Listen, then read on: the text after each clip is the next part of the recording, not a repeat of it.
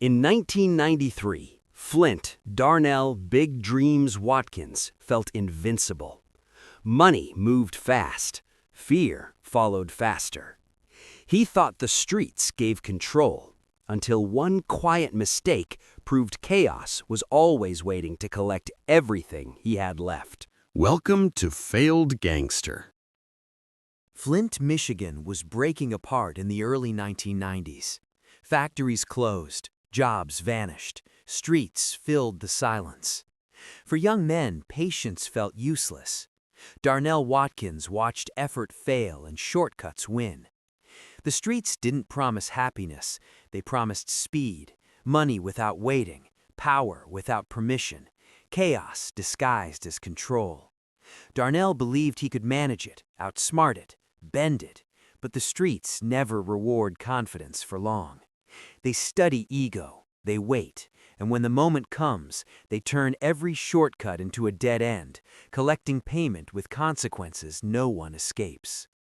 Eventually, illusions collapse, and reality always arrives violently. Flint in the early 90s. Flint, Michigan didn't collapse all at once. It eroded. Factories slowed, then stopped. Jobs vanished quietly, like they were never meant to last. For decades, people were told to work hard and wait. Then the waiting became permanent.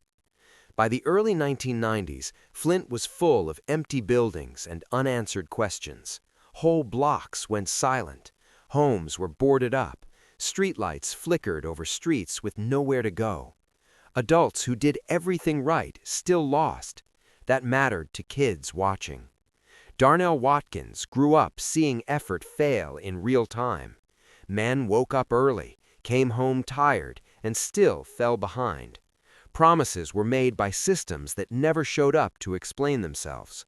So Darnell learned early that belief didn't pay bills. Speed did. In Flint, patience felt like a luxury, and luxuries belonged to people who already had options. The streets filled the gap left behind by broken systems.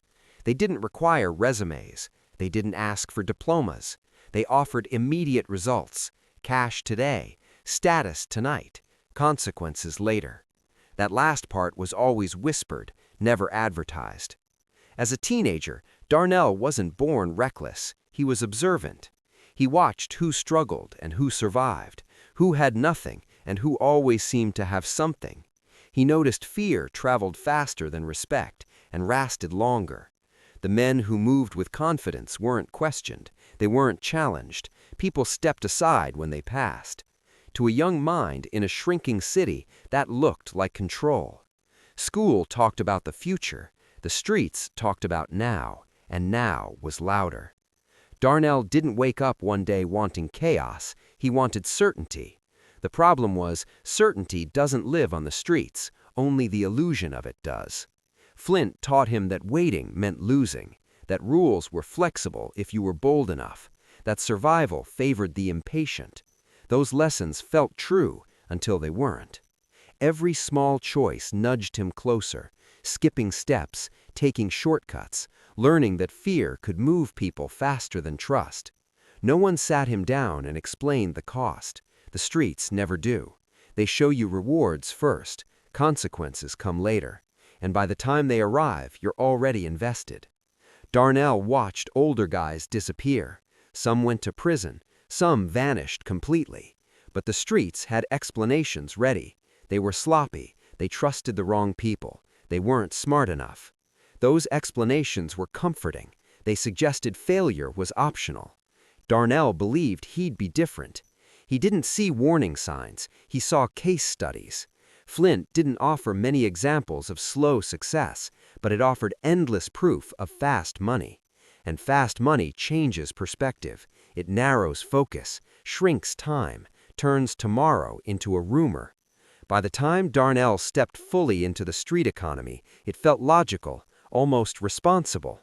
Why wait years for something uncertain when something immediate was right there? The irony was brutal. The streets promised control in a city that had none. They promised power to people who felt powerless. They promised order inside chaos. But chaos doesn't disappear. It just waits for its turn. Flint shaped Darnell long before he ever made a name for himself. It taught him to move quickly, to trust momentum over stability. Those lessons built his rise, and quietly, invisibly, they were already building his fall. Because in Flint and everywhere else like it, the streets don't destroy people randomly. They let you believe you're winning first, then they collect. The rise of big dreams. In Flint, Michigan, momentum mattered more than morals. Darnell didn't rise overnight, but once he started moving, he didn't slow down. The first money came easy, too easy. That was the trap. Small wins taught big lies, that effort was optional, that risk was manageable, that consequences were negotiable. Each success rewired his thinking. Cash stopped feeling like survival. It started feeling like proof. Proof that he was smarter. Proof that he saw angles others missed. Proof that patience was for people who didn't know how to move. People noticed, not because Darnell demanded attention, but because attention follows money. Conversations changed when he walked in. Looks lingered longer. Voices softened. Fear crept in quietly. Darnell mistook it for respect. That misunderstanding built everything that followed. He started moving with confidence he hadn't earned yet, making decisions faster, taking risks without backup. The streets rewarded speed, so he gave them more. Money stacked quicker, so did expectations. Friends became associates, associates became a circle. Nobody questioned the direction, nobody slowed the pace. Why would they? Everything looked like it was working. Darnell adopted the name Big Dreams. It sounded ambitious. It sounded permanent. It also raised expectations he couldn't control. He started being seen, and being seen felt powerful. Better clothes, louder presence, sharper tone. Each change felt small. Together, they were loud.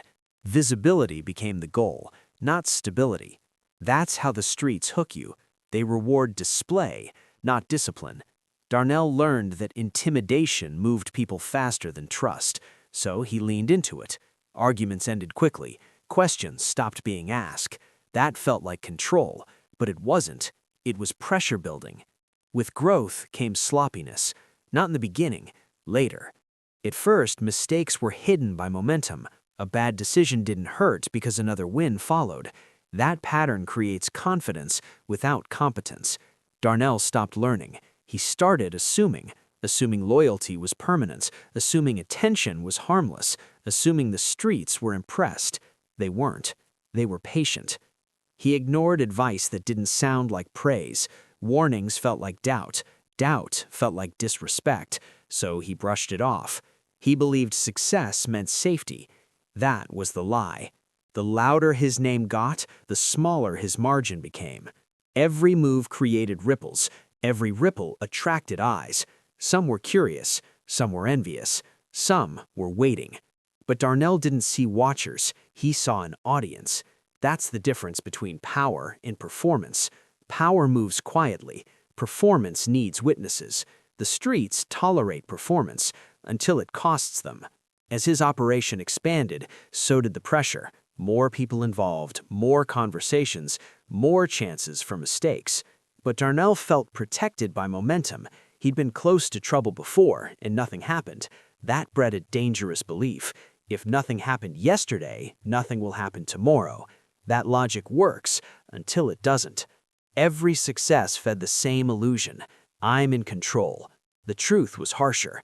The streets weren't responding to Darnell. They were testing him. How far would he go? How loud would he get? How much risk would he tolerate? He kept answering with confidence, and confidence without restraint always escalates. He stopped thinking about exits, stopped planning for failure. Why plan for something that only happens to other people? That's how the rise locks in. By the time you realize you're being lifted, you're already too high to land safely. Darnell believed the streets were rewarding him. They weren't. They were setting expectations he couldn't sustain, because the streets don't care about dreams. They care about pressure, and pressure always exposes weakness. Darnell's rise looked impressive from the outside. From the inside, it was unstable. Fast money, fast decisions, fast trust, all moving toward the same place: chaos. The streets promised control. They always do. But control on the streets is borrowed, and the bill always comes due.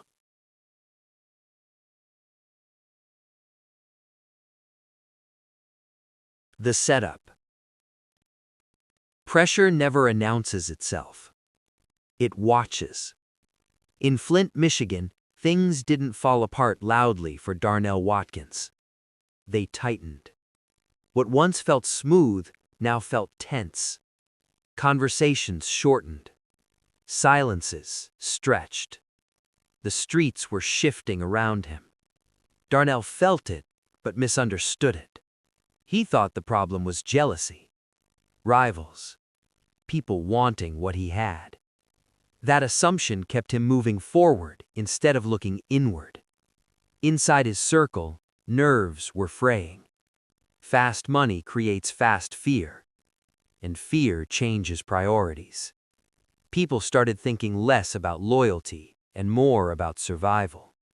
That's when the math changes. Darnell still believed control meant pressure. If people hesitated, he pushed harder. If questions came up, he shut them down. That didn't create loyalty. It created exits. The streets don't warn you when they're done with you. They let people decide quietly. Someone talked. Maybe to protect themselves. Maybe to trade chaos for certainty. It didn't matter who. What mattered was that information started moving without Darnell. Patterns were already documented. Associations already mapped. All law enforcement needed now was time. And time is patient. Darnell mistook calm for safety. No raids, no direct pressure. That felt like proof he was still ahead. In reality, it meant the net was being measured. Every move he made added another knot. He got careless with details, loose with conversations, comfortable with routine. Routine is dangerous. Routine makes you predictable. Predictable makes you easy. The streets thrive on repetition. So do consequences. People around him noticed the tension. They felt the shift before he did. Some started pulling away slowly. Others stayed close, but listened more than they spoke. Darnell didn't see it. He was still operating from momentum, from past wins, from the belief that control could be enforced. But enforcement only works short-term. Long-term, it builds resentment. And resentment looks for opportunity. The setup wasn't dramatic. No grand betrayal. No movie-style moment. It was subtle. A conversation here. A delay there. A detail shared too freely. Small decisions stacking into something irreversible. Darnell's biggest flaw showed up clearly here. He believed strength meant visibility. That being seen made him untouchable. In reality, visibility makes targeting easier. The more predictable he became, the less control he actually had. He didn't notice surveillance tightening. Didn't recognize patterns shifting. He assumed he'd feel danger coming. That's another lie the streets sell. Danger doesn't arrive loudly. It arrives prepared. By the time Darnell sensed something was off, he was already inside it. The circle around him wasn't solid anymore. It was hollow. People weren't planning with him. They were planning around him. That's the moment when power evaporates. Control requires trust. And trust was gone. Darnell still thought intimidation could fix it. That pressure could reset the balance. Instead, it accelerated the collapse. Fear doesn't restore order. It accelerates escape. The streets had stopped responding to his moves. They were responding to his patterns. Every loud decision made timing easier. Every routine narrowed outcomes. Chaos doesn't rush. It waits for certainty. Darnell believed he was certain. Certain of his influence. Certain of his position. That certainty blinded him. He didn't realize the setup wasn't about him failing suddenly. It was about him succeeding too loudly for too long. The streets don't punish ambition immediately. They let it grow. Then they let it collapse under its own weight. By the time Darnell understood that something was wrong, there was nothing left to adjust. No moves left to make. No leverage left to pull. The setup was complete. And the streets, once again, were ready to collect. Because control on the streets is temporary. Chaos is permanent. And it always waits for the moment you believe you've escaped it.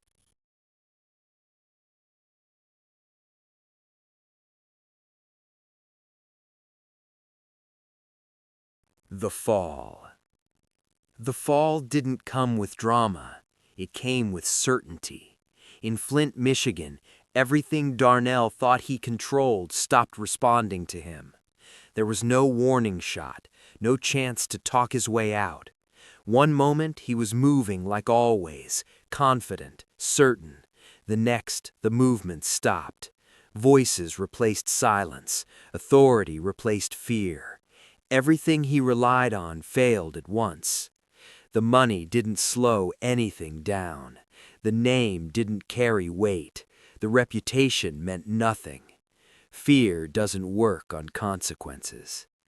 Darnell realized too late that power on the streets doesn't transfer. It evaporates. The people he expected to stand close disappeared immediately. Phones went quiet, doors closed, no explanations, no loyalty speeches, just absence. That's when reality hit hardest. The streets that once amplified him didn't defend him. They didn't even acknowledge him. They moved on. Everything that felt solid collapsed in hours. Years of movement undone by moments of stillness. There was no control left to negotiate with, no leverage to apply, only outcomes. Darnell had spent so long forcing outcomes on others that he never planned for one he couldn't influence. He replayed decisions in his head, not the big ones, the small ones, the moment he ignored advice, the time he chose speed over silence, the belief that fear could substitute for trust. All of it came back at once. The irony was sharp. He chased control so hard that he surrendered it completely. Inside the chaos, one truth became impossible to ignore. The streets never belonged to him. He was just passing through.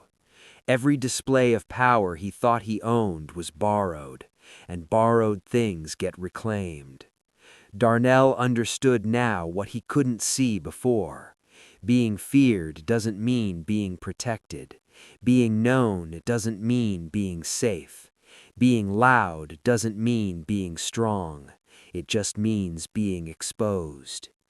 The fall stripped everything down to basics. No image, no crew, no momentum, just consequences. The same streets that once made him feel larger than life now felt indifferent, cold, uninterested. They didn't celebrate his collapse. They didn't mourn it either. They replaced him. Someone else took the space. Someone else filled the silence. That's how fast it happens. The streets don't pause to reflect. They don't care about stories. They care about motion. And once you stop moving, they move without you. Darnell's belief in control shattered completely. He wasn't untouchable. He wasn't special. He was temporary. And that realization hurt more than the loss of money, more than the loss of freedom, more than the loss of reputation, because it meant everything he built was never really his. The streets had promised him power. They delivered chaos, and when they were done, they didn't look back. They never do.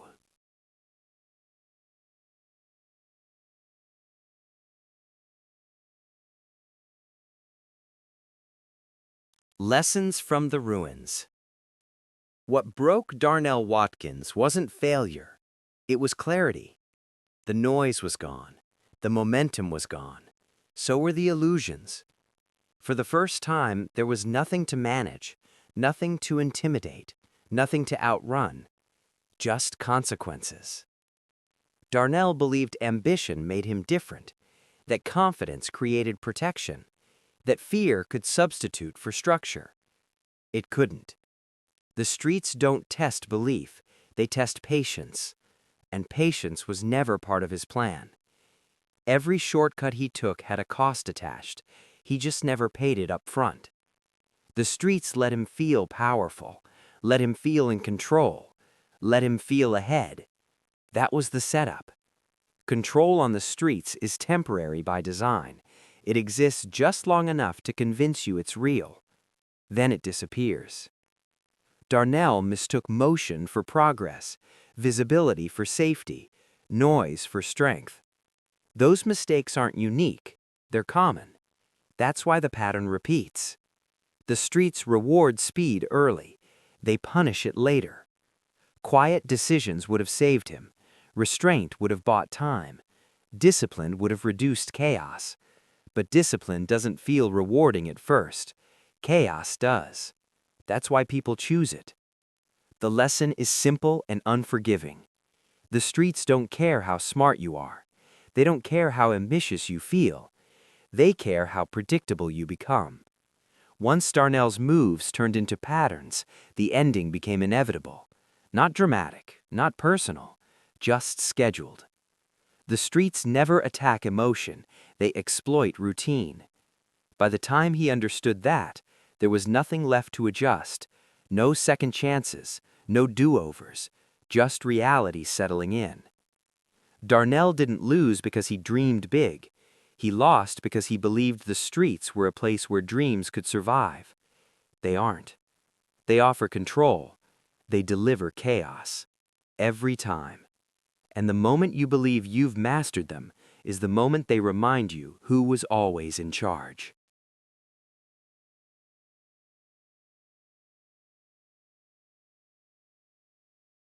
They called him Big Dreams, but dreams don't protect you on the streets. They distract you. Darnell Watkins thought confidence meant control, that fear meant safety, that momentum meant immunity. It didn't. The streets never promised fairness, they promised speed, and speed always comes with a price. In Flint, the lesson is unforgiving. Control is temporary, chaos is permanent. The moment you believe you've beaten the system is the moment it collects. Because the streets don't end stories loudly, they end them quietly, and they always get paid.